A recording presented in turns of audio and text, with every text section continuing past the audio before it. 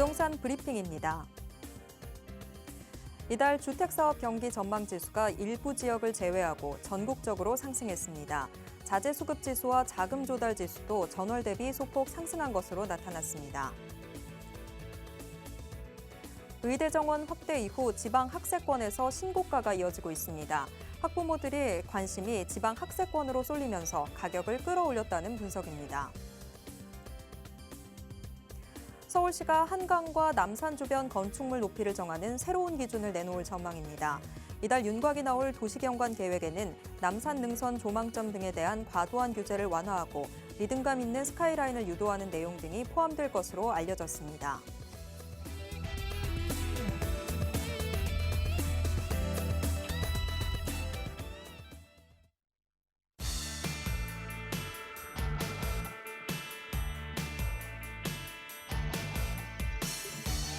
여러분 안녕하세요. 부동산 고민 무엇이든 물어보세요. 진행의 최슬기입니다. 서울 아파트 전셋값이 1년 사이 꾸준하게 오르면서 서울과 수도권 집값까지 꿈틀거리기 시작했습니다. 전셋값 상승 장기화가 결국에 집값까지 자극하는 수준에 이르게 된 건데요. 시장 상황이 심상치 않게 흘러가면서 정부도 전세 안정화 대책을 발표하기로 했습니다. 과연 여기에 어떤 대책들이 포함되게 될지 궁금해지는데요. 잠시 후 정창래 대표님과 함께 예상 시나리오 가늠해 보도록 할 테니까요. 여러분 끝까지 채널 고정해 주시기 바랍니다. 그리고 저희 방송은 시청자 여러분들의 참여로 이루어지고 있습니다. 지금 부동산에 대한 고민 때문에 스트레스 받고 계신 분들 바로 전화해 주시기 바랍니다. 02-2638-3974번 활짝 열려 있습니다. 바로 전화 주시고요. 유료 문자로도 여러분들의 고민 받도록 하겠습니다. 샵 3989번으로 문자 주시기 바랍니다. 자, 여러분들의 부동산 고민 속 시원하게 해결해 드리겠습니다. 그럼 부동산 고민 무엇이든 물어보세요. 지금 바로 시작합니다.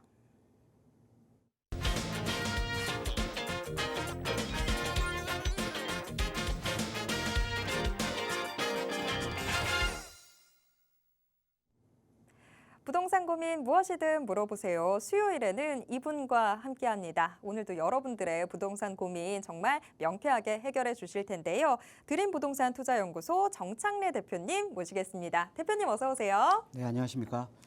자, 우리 시청자 여러분, 최근에 이제 시장을 보면 좀 많이 혼란스러우실 거예요. 자, 최근에 보면 이 부동산 시장이 지금 거래량이 많이 늘어났거든요. 지금 3월 달, 4월 달, 지금 5월 거래량 같은 경우에는 지금 추세로 봤을 때 서울 같은 경우는 4월 거래량의 한 2배 이상 좀 늘어날 걸로 좀 보입니다. 그 이유가 뭐냐면 지금 이제 6월 달에 지금 한 3분의 1 정도가 지났거든요. 그런데 5월 통계치를 보면 아파트 거래량이 지금 4월 달에 거의 육박을 합니다. 그래서 이 추세로 봤을 때 지금 5월 거래량은 4월 거래량의 한 2배 정도가 되지 않을까 좀 예측을 하는데요.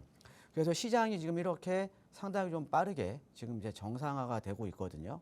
자, 근데 우리가 이제 부동산 시장을 이제 바라보실 때요. 예전 같은 경우에는 이제 부동산 시장 같은 경우가 상당히 좀 느리게 움직였습니다.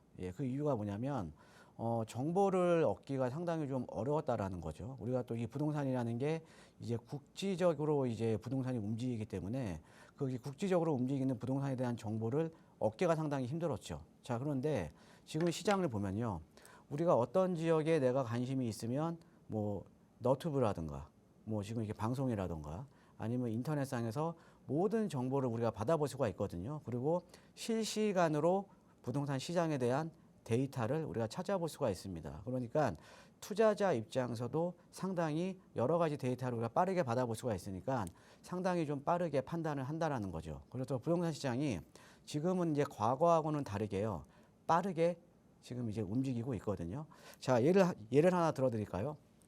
자, 작년 이맘때 서울의 이제 아파트 전세 시장 역전세 걱정했습니다. 역전세. 자, 그런데 지금 서울의 아파트 전세 시장이 55주 연속 1년 내내 전세 시장이 상승을 했습니다. 상당히 좀 빠르게 시장이 막 움직이고 있죠. 그래서 여러분들 이렇게 이 시장이 지금 빠르게 움직이고 있기 때문에 지금 무엇보다도 이렇게 뭐 전문가의 이제 조언이라던가 아니면 우리가 이제 아까 제가 말씀드렸듯이 많은 데이터를 우리가 찾아볼 수가 있잖아요. 근데 그 데이터를 어떻게 대입을 할 것인가에 대해서는 사실은 우리 또 시청자분들이 좀 많이 좀 어려움이 있겠죠. 예, 그래서 여러분들께서 가지고 계시는 부동산에 대한 고민, 예, 전문가의 조언이 필요하시면요.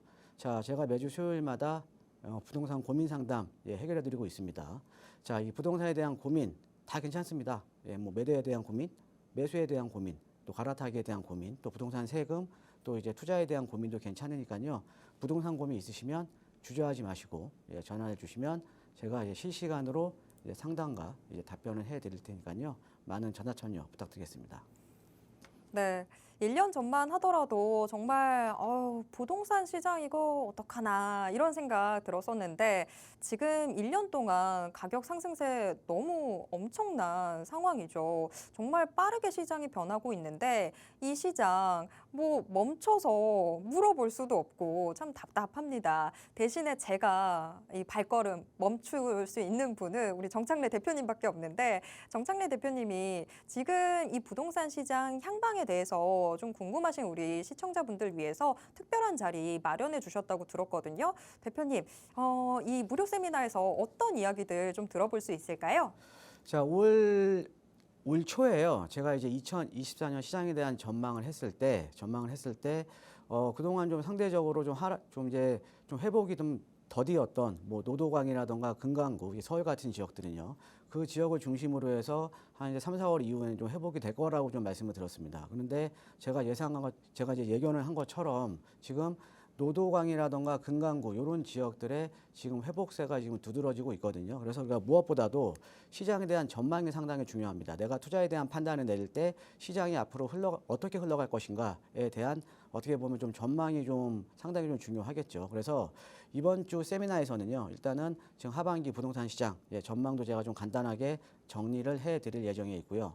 자, 그 다음에 이제 서울 같은 지역은 사실은 허들이 상당히 높아졌습니다. 그러니까 투자하기 위한 금액 자체도 상당히 높아지고요. 예, 우리가 불과 뭐 2017년, 2018년도만 하더라도요. 서울의 아파트 같은 경우도요. 뭐 지금은 이제 좀 이제 믿기 어려우시겠지만 5천 정도로 투자할 수 있는 지역, 그리고 서울의 중급지 정도의 5천, 6천 정도로 투자할 수 있는 지역이 상당히 많았습니다. 자, 그런데 그런 지역 지금 갭으로 들어가려면 6, 7억 들어가거든요. 그래서 어떻게 보면 서울이라는 지역이 아파트 가격이 또 주택 가격이 많이 상승을 하면서 투자하기 위한 허들이 좀 상당히 좀 높아졌거든요. 자, 그래서 우리가 서울이라는 지역은 소액 투자가 안 된다라고 생각을 하십니다. 그런데 우리가 찾아보면 있거든요. 서울 같은 지역도 뭐 1억에서 2억 정도, 그 다음에 용산 같은 경우에도 뭐 한 3, 4억 정도로 충분히 아직도 투자 가치가 높은 좀 시세 차익을 많이 얻을 수 있는 이런 지역들이 상당히 많거든요. 많은데 단지 내가 모를 뿐이죠. 단지. 그래서 이번 주 세미나에서는요, 서울의 또 핵심 지역입니다. 핵심 지역. 그러니까 뭐 소액 투자라고 해서 뭐 선호도가 떨어지는 지역이 아니라 도심 지역이나 핵심 지역에 내가 소액으로 투자를 해서 뭐 내 집 마련을 할 수 있는 뭐 전략이라던가 아니면 시세 차익을 얻을 수 있는 전략에 대해서 제가 자세하게 세미나를 좀 준비를 해 놨거든요. 그래서 이런 뭐 소액 투자, 그러니까 특히 서울 지역의 핵심 지역에 소액으로 좀 이제 투자를 검토하시는 분들은 세미나에 관심 있으시면요. 세미나에 많은 참석 부탁드리겠습니다. 네. 사실 핵심 지역과 소액이라는 말이 같이 올 수 있는 건가라는 생각이 드는데 이렇게 놀라운 내용들 들을 수 있는 무료 세미나 여러분들 꼭 함께 보셨으면 좋겠습니다. 더군다나 지금 시장이 너무 빠르게 변하고 있어서 미리미리 좀 이 시장이 어떤 식으로 흘러가게 될 것 같다. 변화의 속도가 어느 정도가 될 것 같다. 미리 예측하고 거기에 맞는 전략을 세우는 게 참 중요해진 상황이 됐습니다. 하반기 부동산 시장에 대한 이 큰 틀까지도 같이 좀 이야기해 주신다고 하니까요. 여러분 꼭 함께 하셔서 좋은 정보 다 받아가셨으면 좋겠습니다.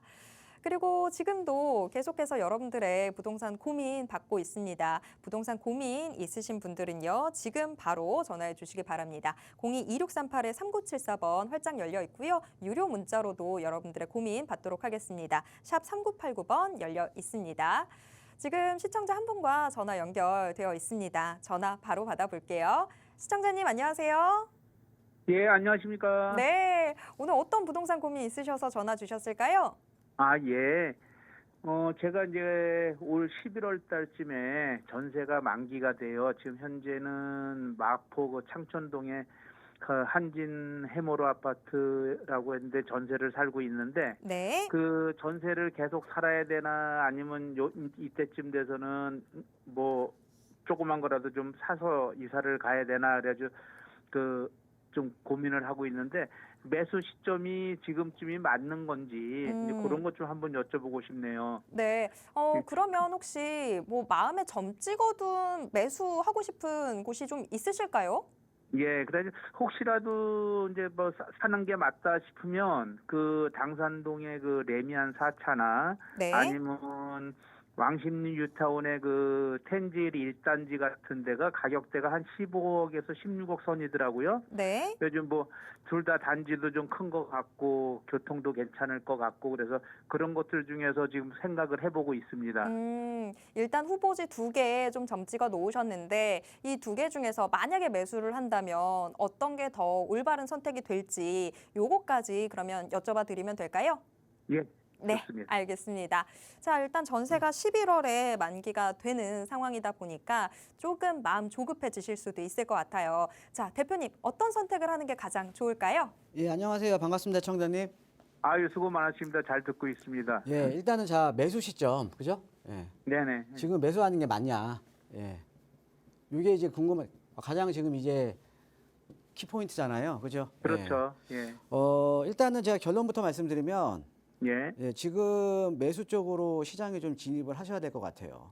아, 예. 예, 그 이유를 한번 설명을 해드릴게요. 예. 예. 자, 지금 최근에 지금 거래량이 지금 많이 늘어나는 원인들이 여러 가지가 있거든요. 예, 근데 예. 한 서너 가지만 제가 말씀을 드릴게요. 예. 네. 첫 번째, 지금 전세가가 계속 오르고 있습니다. 예, 예. 예, 지금 우리 시청자님도 요거 아마 느끼실 거예요. 예. 예, 그러죠. 예. 지금 이제 전세가들이 지금 계속 오르고 있거든요. 그러니까 우리가 전세가가 오른다라는 거는 당연히 매매 시장을 자극을 할 수밖에 없어요. 예. 네. 매매 시장을 자극을 할 수밖에 없기 때문에 첫 번째 지금 전세가가 계속 오르고 있다라는 점. 예. 네. 자, 그럼 두 번째. 자, 지금 일단은 지금 유럽에서 이번에 금리 인하 얼마 전에 내렸죠. 그죠? 그죠? 예, 예. 금리 얼마 전에 내렸거든요. 자, 그래서 우리나라 같은 경우에도 지금 금리 인하 기대감이 상당히 높습니다. 그래서 지금 그게 시점이 뭐 9월이 될 거냐, 10월이 될 거냐, 아니면 11월이 될 거냐. 이 시점의 문제일 뿐이지 금리 인하에 대한 기대감이 상당히 높거든요. 네. 자, 그런데 우리가 이 주택시장이라는 게 특히나 지금 최근에 특히나 서울역 같은 경우는 아파트 가격이 많이 올라가면서 이 금리에 대한 민감도가 상당히 높아졌거든요. 이제 투자자들이. 네. 그러니까 시장 참여자들이 아무래도 내가 레버리지를 좀, 그러니까 이 대출이라는 레버리지를 좀 일으켜야 되니까, 그죠? 아무래도 금리에 대한 민감도가 지금 상당히 높을 거 아닙니까? 그죠? 네네. 예, 근데 우리가 이제 금리 인하에 대한 또 이제 기대감이 상당히 높기 때문에 지금 수요자들은 지금 증가를 하고 있다라는 거죠. 그렇죠? 예. 예. 자, 그다음에 이제 세 번째로 보면 서울에 입주 물량이 없어요. 네. 예, 물량이 나올 게 없습니다. 물량이. 그죠? 네. 그러니까 우리가 서울이라는 지역은 자, 이렇게 한번 생각을 해 보시면 될 것 같아요.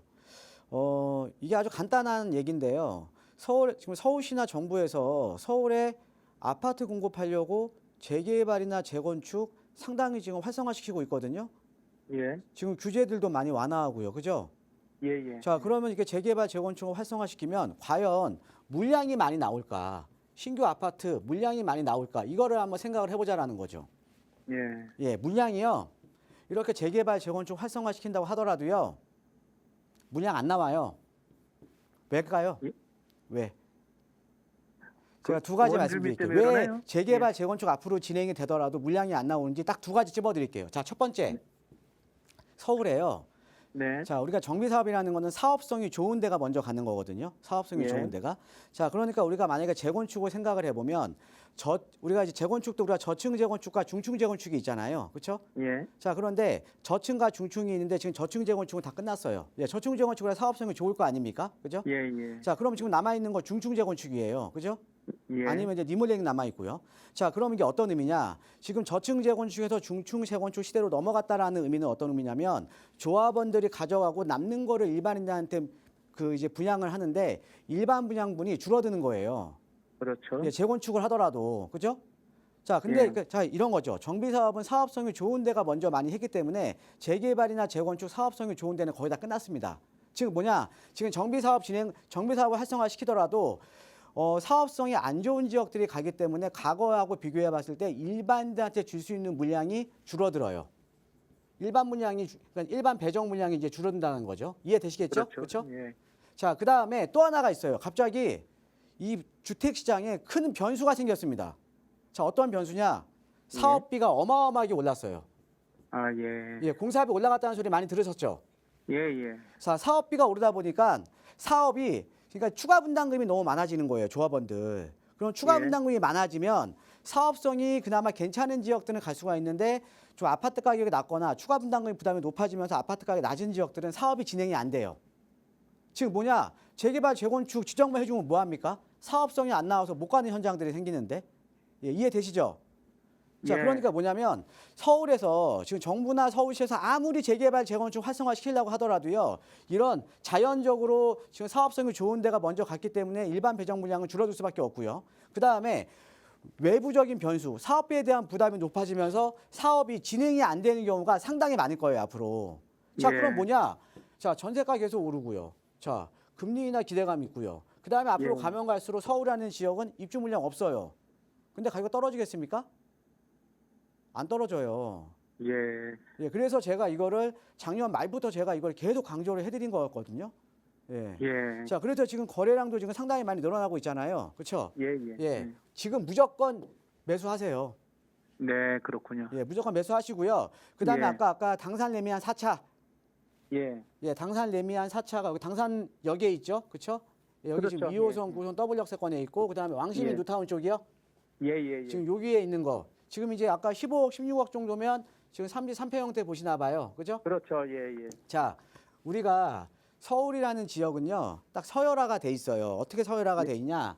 예. 요 3도신가의 접근성에 따라서 그러니까 사대문, 여의도, 강남 요 사대문과의 이 3도신가의 접근성에 따라서 주택 가격이 결정이 나거든요. 또 주거 선호도가 또 틀립니다. 근데 우리가 이 당산동 레미안 4차 같은 경우에는 바로 여의도에 인접해 있죠. 그렇죠?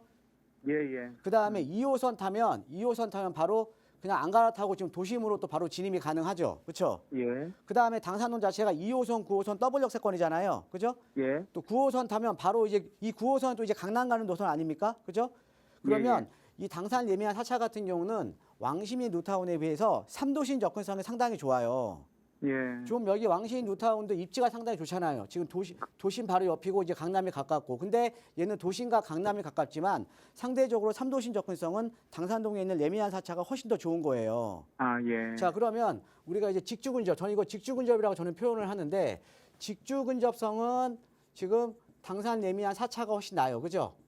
예, 예. 당산 레미안 4차가 훨씬 낫고요. 자, 그다음에 우리가 도심과의 접근성도 중요하지만 우리가 보통 주택 가격에 또 많은 영향을 미치는 게 학군이라던가 상권 같은 인문 환경이 상당히 중요하거든요. 예. 예, 인문 환경이 상당히 중요한데 지금 왕십리 뉴타운에 비해서 당산 레미안 4차가 우위에 있는 게 또 하나가 인문 환경이에요. 자, 어떤 거냐? 아무래도 여기 당산동 근처에 있다 보니까 여기 지금 목동 학원가가 인접해 있잖아요. 그렇죠? 예, 예. 예, 목동 학원가가 인접을 해 있다 보니까 아무래도 학원가 이용하기가 상대적으로 아주 편해요. 왕십리 뉴타운보다는.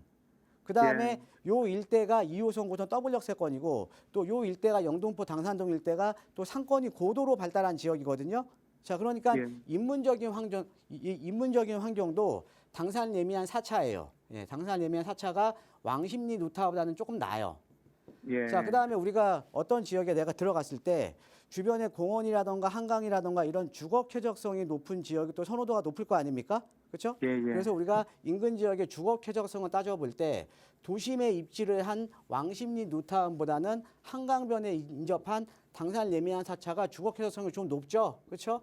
그렇죠. 예. 자, 그러면 같은 가격이라고 한다면 33평 규정 15억 16억이라고 하면 직주 근접과 인문적인 환경과 주거 쾌적성이 상대적으로 왕십리 뉴타운보다는 이 당산 레미안 4차가 더 우위에 있다라는 거죠. 예. 예, 그럼 답은 나왔네요. 그죠? 예, 예, 그러네요. 예, 매수는 당산동 쪽으로 이제 가시면 될 것 같습니다. 아이고, 감사합니다. 예, 감사합니다. 네, 지금 매수를 하는 게 좋을까라는 고민에서부터 시작이 됐는데, 일단 매수 시점 지금 좋을 것 같습니다. 그리고 우리 시청자분이 골라 놓으셨던 선택지 2개 중에서 고르자면 당산동 이 레미안 4차가 조금 더 장점이 많지 않나라고 정리해 주셨습니다. 투자에 참고해 보시길 바라겠습니다. 자, 또 다음 시청자분과 전화 연결이 되어 있어서요. 전화 바로 받아보겠습니다. 시청자님, 안녕하세요. 네, 안녕하세요. 네, 네, 목소리가 너무 저는 밝으세요. 지금 아, 고민이 네, 없으실 것 감사합니다. 같은데 어떤 부동산 고민 있으신가요? 저는 현재 동탄에 살고 있고요. 네, 그 여유 자금이 한 4억 5천 정도 있어요. 네. 네, 근데 제가 올 연말에 또 결혼 예정인데 오, 배우자가 축하드려요. 주택을 가지고 있어서 네네. 혼인 신고 전에 주택을 매입해야 취득세가 중과되지 않는다고 들었어요. 네. 네, 그래서 여유 자금으로 용산에 투자해놓고 싶긴 한데 용산 어떤 지역으로 투자를 해야 될지 잘 몰라서요. 네, 전화 문의드렸습니다. 잘 주셨습니다. 자, 여유 네네. 자금이 4억 5천 정도 있는데 요걸로 좀 네네. 투자를 해볼까 하는데 이왕이면 용산으로 지역 크게 네. 좀 잡아두셨는데 자, 용산 네. 안에서도 어디에 투자를 하는 게 가장 좋을까 고민이 되신다고 하셨습니다. 자, 요거에 대한 해답 대표님께 네. 바로 들어보도록 하겠습니다. 네, 감사합니다. 예, 안녕하세요. 반갑습니다, 청자님. 네, 안녕하세요. 예, 그 배우자분이 주택을 가지고 계신다고요? 네네. 아유, 일단 축하드립니다. 예. 네, 감사합니다. 예, 그래서 지금 이제 아직 결혼을 하시기 전이신 거죠? 그죠? 네. 지금 올 혼인신고도 겨울에, 아직 안 네. 하셨고, 그죠? 네네네. 예, 그래서 지금 배우자분이 지금 한 채 갖고 계시니까 그러면 네. 혼인신고 이전에 지금 우리 전화 주신 시청자분이 또 만약에 한 네. 채를 더 매입하시게 되면 요거 네네. 같은 경우에는 지금 무주택 상황에서 매수를 할 수가 있는 거고요. 그죠? 자, 그 다음에 네. 이 둘의 관계는 혼인으로 인한 일시적인 1세대 2주택이잖아요. 그렇죠? 그럼 또 네네네. 5년간의 또 5년간의 또 시간이 주어지죠. 그죠? 예. 그래서 그렇죠. 보통 요즘 저도 이제 상담을 하다 보면요. 네. 그 이렇게 결혼하시는 분들이 혼인 신고를 안 하시더라고요. 그런 예, 뭐 일부러 안 연습을 해요, 해서. 혼인 신고를. 네네. 그러니까 이건 혼인으로 인한 일시적인 1세대 2주택이 5년간의 시간이 주어지거든요. 예, 그러니까 비과세 기간이 길잖아요. 그죠? 그쵸. 예, 그러니까 일부러 혼인 신고 안 하시는 분들도 좀 있더라고요. 기간 예, 그러니까 동안은. 이게 예전하고는 시장이 많이 틀려졌어요. 예전하고는요. 네. 예, 아무래도 이 주택시장 같은 경우에도 어떻게 보면 양도 차익이 상당히 좀 이제 또 클 때는 좀 세금이 부담이 되잖아요. 그렇죠? 예, 그래서 네네. 지금 이제 혼인을 하실 때도 결혼하실 때도 네. 일부러 좀 늦추시는 경우도 상당히 많습니다. 예. 아, 자, 그래서 지금 우리 시청자님도 지금 혼인신고 하시기 네. 전에 그래서 무주택 네네. 상황에서 용산을 매입하셔야 취득세가 중과가 안 되잖아요. 그렇죠? 그렇죠. 예, 용산은 네. 지금 이제 규제 지역이니까, 그죠? 네. 자, 그래서 용산 쪽을 보고 계시는데, 자, 네. 일단은요, 이렇게 보시면 될 것 같아요. 한 3가지 정도 제가 말씀드릴게요. 자, 네. 첫 번째, 용산이라는 지역은요, 용산이라는 네. 지역은, 자, 우리가 어떤 지역에 투자를 했을 때 그 지역에 투자자들이 많으면 좋아요, 적으면 좋아요? 투자자들이 많은 그래도 지역이 좀 좋겠죠? 그죠? 좋은 지역이라고 볼 수 있겠죠. 그렇죠. 예, 그렇긴 그러니까, 한데 네. 또 수요가 자. 많으면 또 예, 용산이라는 지역은요, 네. 투자자가요, 네. 전국에서 제일 많아요. 아, 예, 그러니까 투자자들이 제일 많은 지역이에요. 이게 왜 그러냐면요, 제가 한번 설명을 해드릴게요. 예, 네. 자, 앞으로 서울에 이제 미래에도 지금 현재에도 지금 부촌이 될 수 있는 지역, 이 딱 4군데예요. 어디냐? 반포, 압구정, 성수, 그 다음에 용산, 요 4군데거든요. 네. 요 4군데가 지금도 부촌이고 앞으로 서울의 미래의 부촌입니다. 부의 축이죠. 예. 그러니까 강북에서는 용산 성수, 그 다음에 강남에서는 압구정 반포, 예, 요 2군데예요. 자, 그런데 네. 압구정이라던가 청담이라던가 성수동이라던가 투자 금액이요 수십억입니다. 그죠? 예, 압구정도 아파트 네네. 살려면 뭐 1억 갖고 안 되잖아요, 그렇죠? 그쵸. 예, 4억 가지고 안 되잖아요. 반포도 마찬가지고, 그 다음에 성수동도 마찬가지고 안 되잖아요, 그렇죠? 네. 자, 근데 요 미래 부예축 4군데에서 이 3군데는 투자 금액이 상당히 많이 들어가지만 용산 같은 경우에는 우리가 뭐 한 2, 3억대, 4, 5억대, 그 다음에 압구정동만큼 많이 들어가는데 그다음에 한남 뉴타운은 또 성수 전략이랑 또 투자 금액이 비슷하니까 투자 금액이 다양하게 있죠. 그렇죠?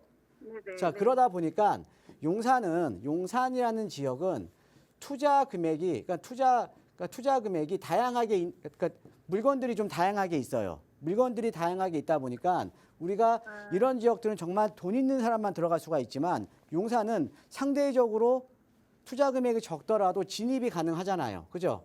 그렇죠. 자, 지금 뭐예요? 그래서 용산이 전국구 시장이에요. 그러니까 투자자가 가장 많을 수밖에 없겠죠? 그렇죠? 네. 자, 그러니까 뭐예요? 투자자가 많다는 건 어떤 거냐면 그만큼 나중에 내가 엑시트를 할 때 내가 시세 차익을 보고 나올 때요. 투자자가 많아야 나는 더 시세 차익을 많이 볼 수 있는 거잖아요. 그죠? 네. 예, 그래서 용산 같은 경우에는 용산은 사실은 이거예요. 전국구 시장이다. 예, 즉 그래서 용산은요. 제가 저도 가끔씩 제가 이제 이렇게 표현을 하는데 점이라도 찍으실 분들이 너무 많다. 예. 자, 그러니까 그만큼 좀 투자자가 많다라는 건 상대적으로 내가 미리 투자를 해놨으면은 상대적으로 아주 안전한 지역이죠. 예, 그만큼 내 거를 사줄 사람이 많은 거 아닙니까? 그렇죠? 그렇죠. 예, 그래서 아마 지금 용산 쪽으로는 지역을 잘 보신 것 같아요. 예, 그래서 네. 첫 번째고요. 그 다음에 두 번째, 자, 같은 용산이라도 우리가 어떻게 보면 부동산에 투자를 한다라는 거, 내가 같은 금액으로 투자를 한다라는 거는 지역 대비해서 투자 금액 대비해서 가장 좋은 지역 하면 되는 거잖아요. 그렇죠? 네네네. 예, 그러니까 비교를 잘 하셔야 돼요. 비교를. 근데 이게 여기에 관심을 오랫동안 갖고 계시는 분들이나 알겠지 사실은 용산은 잘 모르시거든요. 그렇죠? 네. 근데 우리가 여기 비교를 하시면 돼요. 제가 두 번째는 비교를 해드릴게요. 네. 자, 보세요. 용산에 우리가 상대적으로 소액으로 투자할 수 있는 지역, 그냥 몇 억대로 소액으로 투자할 수 있었던 지역이 여기 4개 권역으로 나뉘어요. 여기 서계 청파 권역. 그 다음에 여기 그러니까 원효로 권역. 그 다음에 여기 남산 밑자락에 후암동 이태원 권역. 후암 이태원 권역. 그 다음에 여기 한남동 일대, 한남동 권역. 요 4개 권역으로 나뉘거든요. 네. 4개고 나뉘는데, 자, 우리가 한번 가격 대비 금액에 대한 체크를 한번 해보고요. 그럼 여기에서 금액에 대해서 메리트가 높은 지역을 내가 선택을 하면 되는 거 아닙니까? 그죠?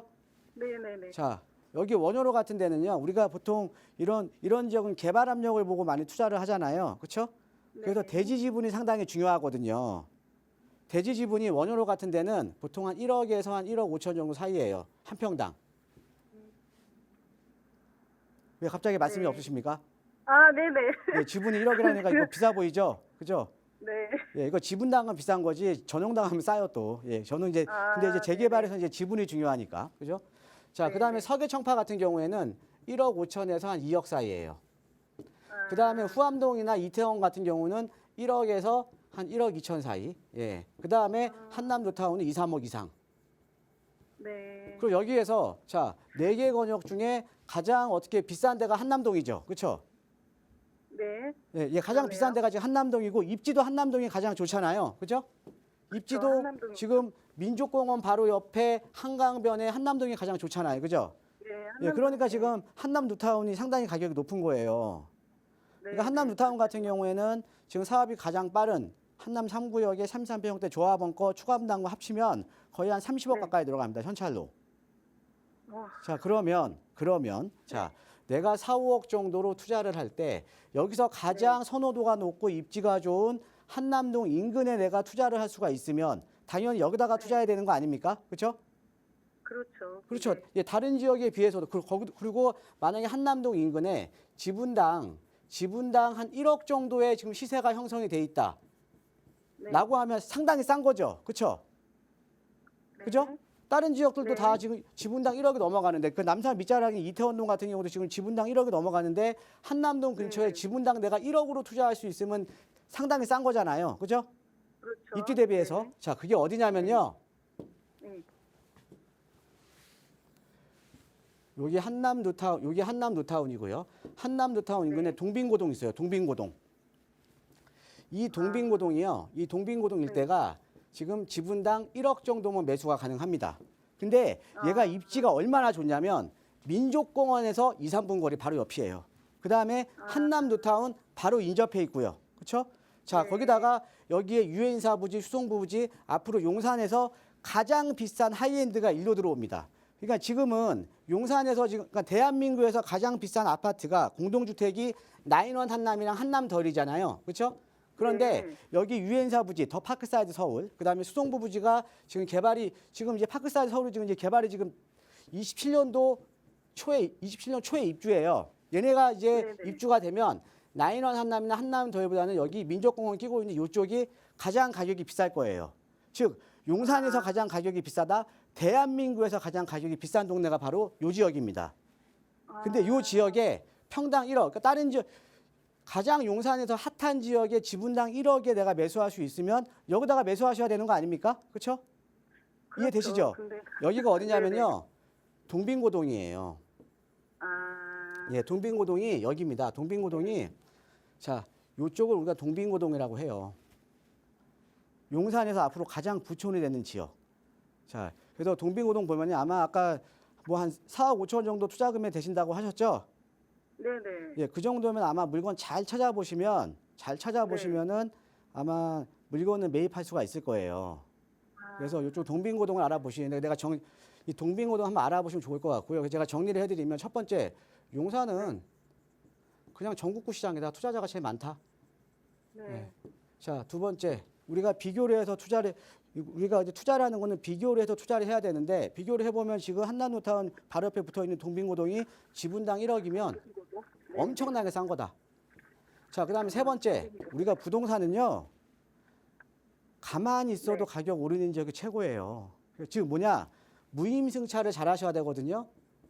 자, 요 동빙고동은요 가만히 있어도 한남뉴타운 개발되죠. 가만히 있어도 민족공원 들어서죠. 가만히 있어도 신분당선, 강남을 가는 노선이 내년에 착공이거든요. 그러니까 주변에 호재가 너무 많아요. 주변에 호재가.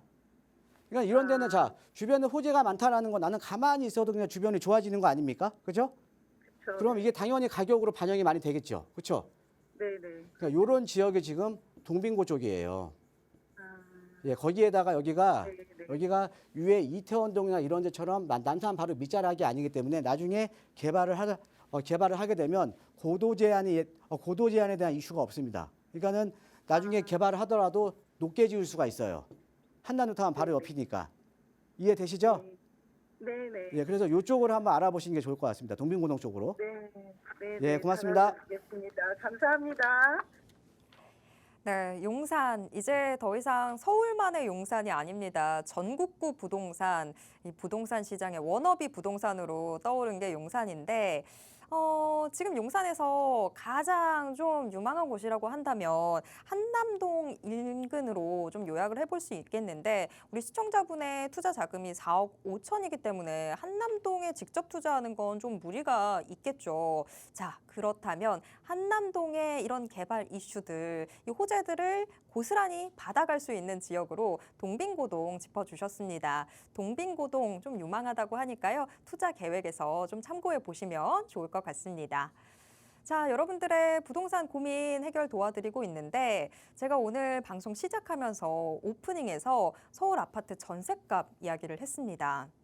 서울 아파트 전셋값이 1년 동안 아주 꾸준하게 상승세 보여주면서 지금 계속해서 좀 오름세에 이어나가고 있는데 매매 시장의 관망세가 이어지다 보니까 이 수요자들이 전세 시장으로 몰린 결과로 풀이가 되고 있습니다.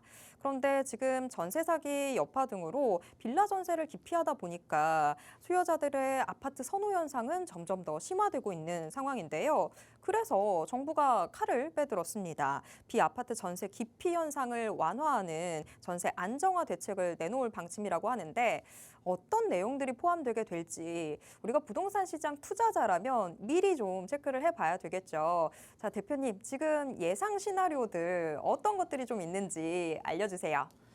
자, 우리가 이제 시장이 아까 제가 말씀드렸을 때 시장에 대한 어떻게 보면은 투자에 대한 판단을 내릴 때 시장에 대한 전망이 된다 그러면 시장에 대한 예측이 된다 그러면 우리 시청자 여러분들께서 판단을 내리기가 상당히 좀 수월해지겠죠. 예, 그래서 6월 달에 아마 이제 전세 안정화 대책 나올 겁니다. 그래서 이 전세 안정화 대책에 담길 내용들, 그거를 한번 제가 정리를 한번 해봤거든요. 예. 자, 첫 번째 한번 일단 시장 한번 볼게요. 시장이 54주가 아니고요. 이거 제가 저번 주에 만들어 놓은 거라 55주예요. 예.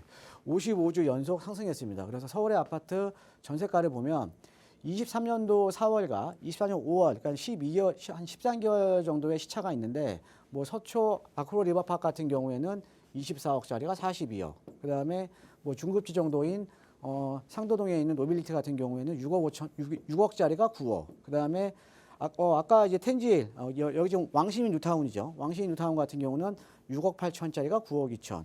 그다음에 또 상대적으로 여기 청구 신동아 같은 경우 여기는 이제 그 중계동에 있는 거거든요. 예, 여기 이런 데 같은 경우는 6억 4천에서 8억 2천. 그다음에 서대문 인왕산 아이파크 예, 한 중급지 정도로 보시면 되는데 6억 2천 정도에서 8억 정도. 예, 다 올랐죠? 그렇죠? 예, 전세가 떨어진 데 없습니다.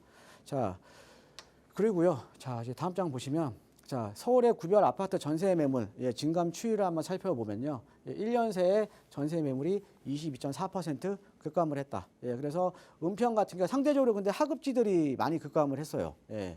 자, 은평구 같은 경우는 71% 예, 감소했고요. 예, 동대문구 64% 감소했고요. 예, 중구 60%, 영등포 53%, 노원구 52% 쭉쭉쭉쭉. 예. 그 다음에 송파나 이제 강동은 많이 늘어났거든요. 왜냐하면 강동 쪽에 지금 온리피 파크포레온 올 연말에 입주하잖아요. 그러니까 그 물량이 나오면서 전세 매물이 상당히 많이 200% 이상 증가를 했습니다.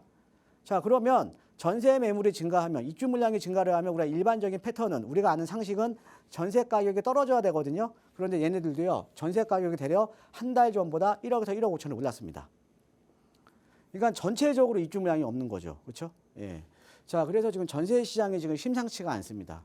자, 거기에다가 지금 이제 전세가 상승 요인을 한번 살펴보면 이런 거죠. 지금 아무래도 금리가 상대적으로 좀 안정적이잖아요. 그래서 전세자금 대출 금리가 안정적이다 보니까 우리가 전세 수요는 당연히 증가를 할 수밖에 없고요. 그 다음에 이런 전세 사기 여파 때문에 예, 비아파트에 대한 뭐 오피스텔이나 빌라라든가 이런 전세 사기 여파 때문에 아파트 시장으로 전세 수요가 쏠린 거고요. 그 다음에 또 하나가요. 임대차 입법 시행입니다. 임대차 입법 시행. 임대차 입법. 네, 갑자기 제가 한숨만 나옵니다. 자, 왜 그럴까요? 자, 이런 거죠.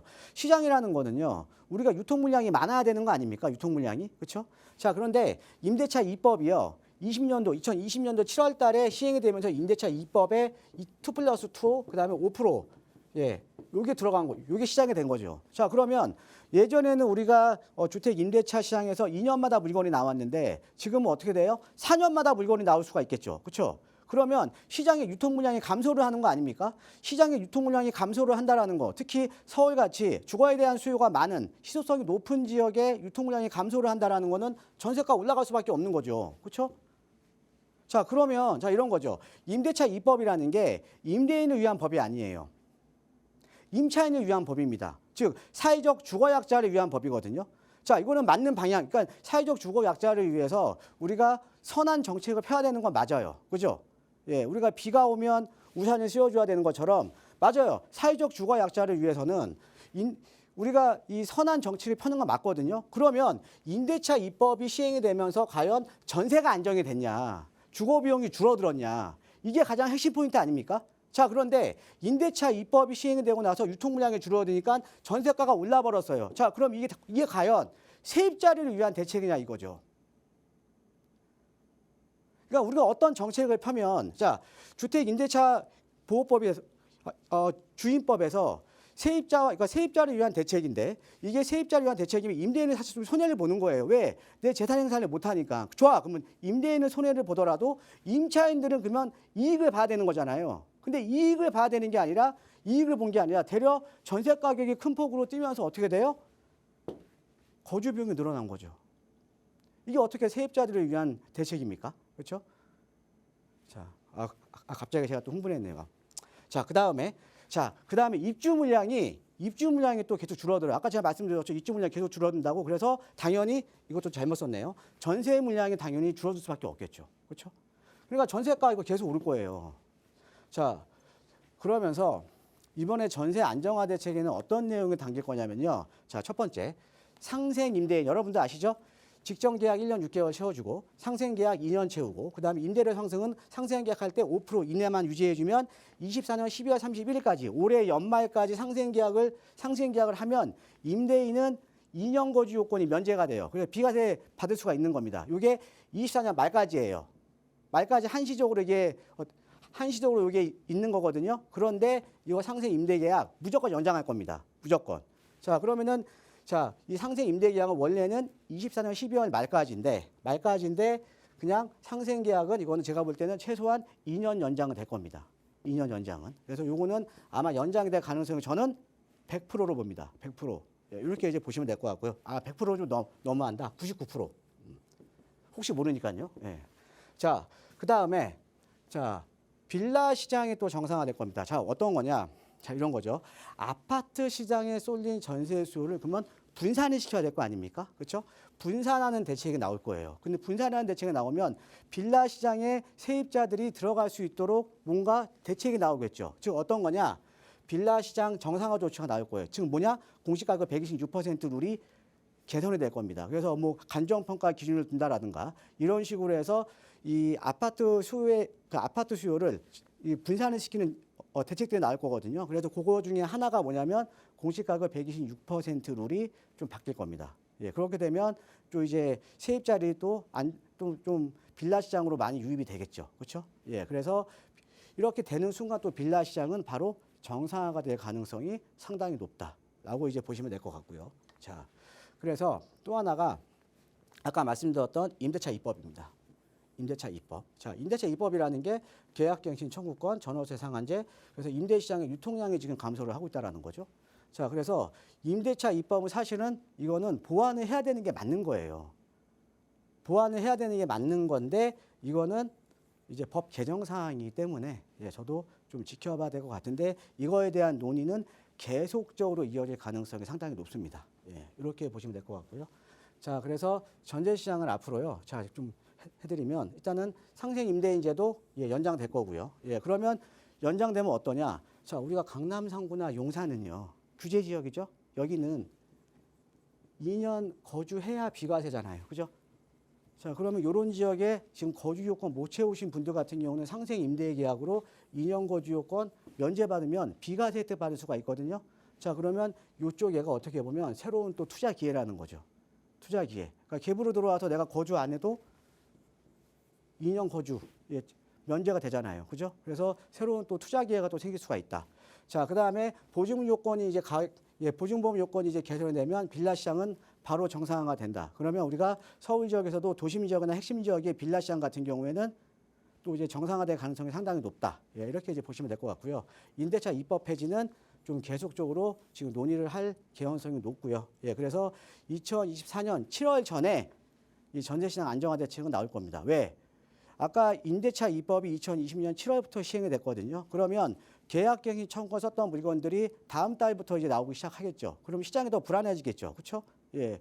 계약갱신 청구권 썼던 물건 나오게 되면 그 임대인들은 4년 동안 전세를 못 올렸으니까 그 전세를 또 큰 폭으로 올릴 거 아닙니까? 그러면 전세가 상승률이 더 높아질 거 아니에요. 그렇죠? 예. 그래서 2024년 7월 전에 이 전세시장 안정화 대책은 아마 나올 겁니다. 그래서 그게 나오게 되면요. 제가 방송에서 제가 더 자세하게 어떤 내용이 또 담겨져 있나, 그 다음에 앞으로 시장에 또 어떻게 또 변화가 될 것인가에 대해서 또 자세하게 또 설명을 한번 드리도록 하겠습니다. 예, 이상입니다.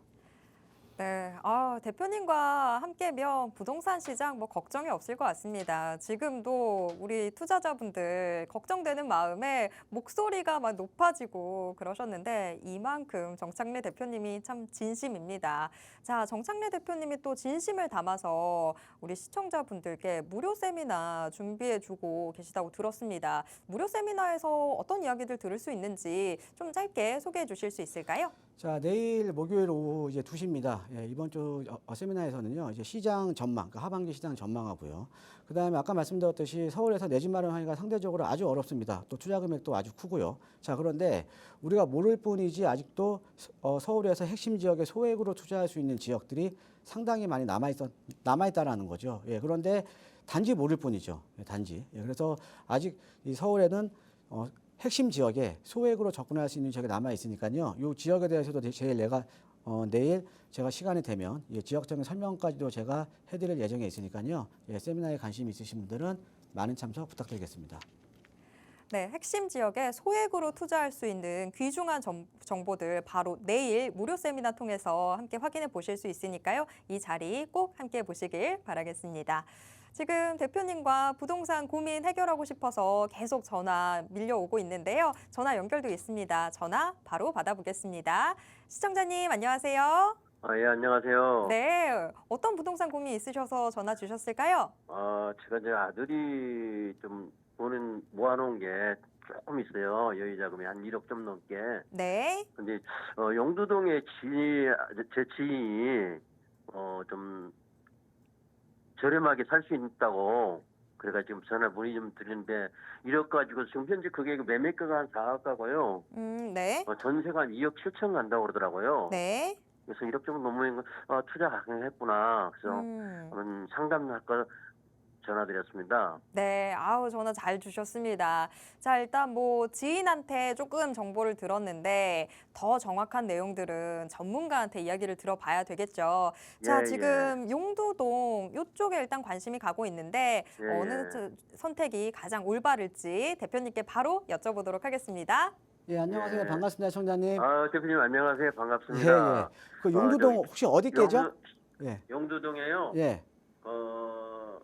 신동아 아파트 있죠? 신동아 아파트. 그 주변에 아주 좀 여기 있네요. 저렴하고 낡은 집들이 많다고 그래가지고 예.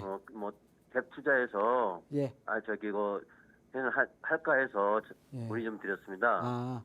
여기 지금 투자 금액이 한 1억 정도로 가능하다고요? 예, 한 1억 아들이 한 1억 한 3천 정도 있거든요. 예. 근데 어제 딱 물어보니까 어떻게 금액이 딱 맞아요. 시세가 한 4억 하고 예. 그럼 이제 전세가 2억 7천 간다는데 뭐 나머지 등록세, 취득세는 또 어떻게 또 마련해 줘야 되겠죠? 예, 알겠습니다.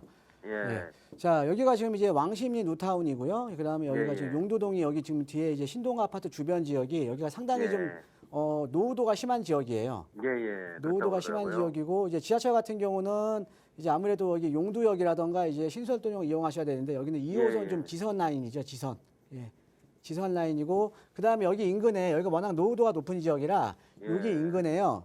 여기 여기 지금 이편한 세상 청계 센트럴포레라고 얘가 예전에 재개발 용두 5구역이었어요. 예. 예. 이게 이제 얼마 전에 입주를 그러니까 한 3, 4년 전에 입주를 한 거거든요. 예. 예. 자, 그래서 여기 같은 경우는 지금 투자 금액이 한 1억 초반대면요. 자, 여기는 저희가 볼 때 일단은 투자하셔도 나쁘지 않을 것 같아요. 예. 그래요? 이게 왜 그러냐면 근데 여기가 네. 그렇다고 입지는 아주 좋은 건 아닙니다. 예. 근데 여기도 한 중급지 정도는 된다. 근데 그 이유가 뭐냐면 일단은요. 자, 서울에 지금 아까 말씀드렸듯이 지금 재개발할 데가 별로 없잖아요. 그렇죠? 네, 맞습니다. 재개발할 데가 별로 없으니까 지금 재개발도 지금 우리가 이제 뭐 신토통합계획 같은 거 또 지금 뭐 예전에는 우리가 30년 노후도 67%였는데 지금 이게 지금 60%로 완화가 됐거든요. 예.